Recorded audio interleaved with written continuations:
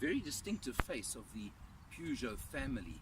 This is the 3008, the mid-sized SUV. Particular one we have on test is equipped with a 2-litre diesel engine, putting out 110 kilowatts, 317 newton meters of torque. Very, very neat looking car, very smart. Unusual colouring even, but that's beside the point. But you come around, you'll see the nice styling, 18-inch mag wheels over here. Nice bit of extra body cladding in typical SUV fashion, just to look very, very smart. And also in a tradition that's becoming quite popular these days, that almost coupe-esque look towards the back. Just again a nice feature over there. You come around to the boot over here, which according to the figures I've seen is just over 300 litres in standard form. And something I did like is, for a change, a full-sized 18-inch spare wheel even under the boot board. So that maybe is becoming very uncommon these days. You close the boot manually on this one, but so what? And you can see again the very, very neat lines. And two quite mean looking exhausts that perhaps even promise a bit more than the car does even give you. Overall, I think it's a very neat looking vehicle, certainly very smooth, very comfortable in typical French tradition. The strange thing is, of course, Peugeots just don't seem to be selling in South Africa these days. And I think this car deserves a bit more success than it is achieving in our market. Let's look inside and you'll see what I mean. Very much an urban cruiser, I'd call this car.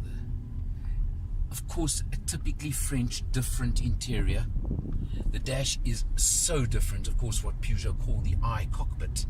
And the tiny little steering wheel, flat bottom, that looks unusual when you first get into the car, but it's actually very pleasant to drive with it. You've got your multifunction on the steering wheel, and a little trick that I really love is this little wheel over here. If I scroll it and you look at the dashboard, the moment I've actually got it set for full navigation on the dash, and you just click it down once and it changes, and you'll see now, and it changes to what they call personal. And up pops the fact that I've averaged 6.4 litres per 100 kilometers over 503 kilometers so far on this test. You then click it again and it goes to minimum, and all it will show is your speed. I just think this is seriously funky and really looks good, doesn't it? And it's a nice little toy as far as I'm concerned to play with. You've got your really nice touch screen in the center of the dash over here, which gives you all the functions you want. Full navigation, you just press on a little piano key down here, and for example your telephone will come up. That's your settings for your car, and your ventilation, as easy as that. And then of course you just operate the touch screen as easy as that for the fan, for example. All very, very interesting, very unusual, very different. And a couple of keys below over here as well for, of course, demisting, door locking, etc. So all those features are there and they all work very well. You come down, the stop start button is over there, a bit of an unusual place. I had to look for it. And then you've got the pistol grip for the automatic transmission. Just forward, backward, drive and reverse. 6-speed automatic transmission, works nicely. Electronic parking brake, and yes, even on a car like this, a sport button. I tried out the sport button on the freeway. It kind of gives you a little bit more of a roar to the exhaust, and also certainly holds the gears a little bit longer, which is useful and pretty nice, so that works very well.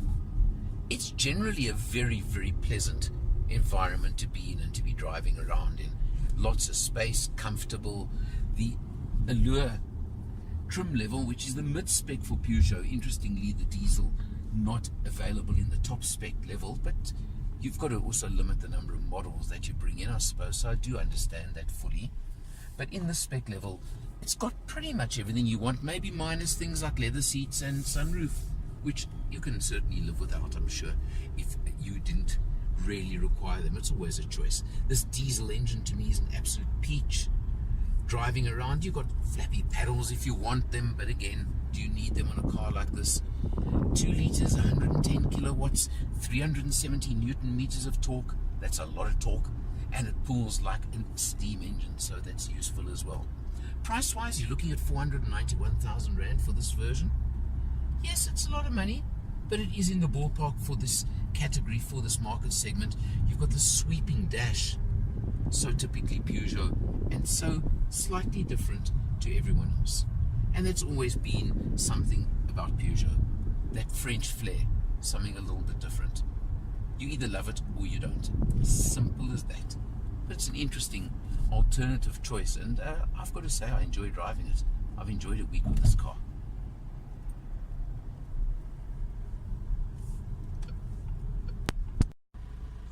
Overall, I have to say I've been impressed by this car. It drives nicely, it handles nicely, it's smooth, it's comfortable. One thing I mentioned that you lose on the upper models, but something that I believe is lacking on this one, and I've got to be harsh here, but put it into reverse and notice something over here. You've got reverse parking beepers and park distance control, but really you've got the touchscreen, you've got everything on this vehicle. Surely you could have a reverse camera. Maybe a minor point, but in a medium SUV these days, I would have said it should be a requirement.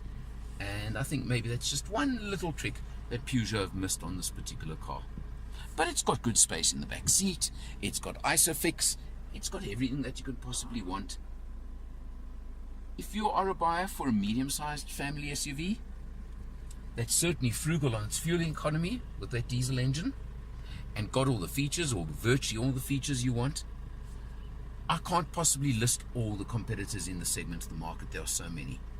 But if you're the kind of person, and I'm that kind of person, who likes to be a little bit different in their choices, I think this is one.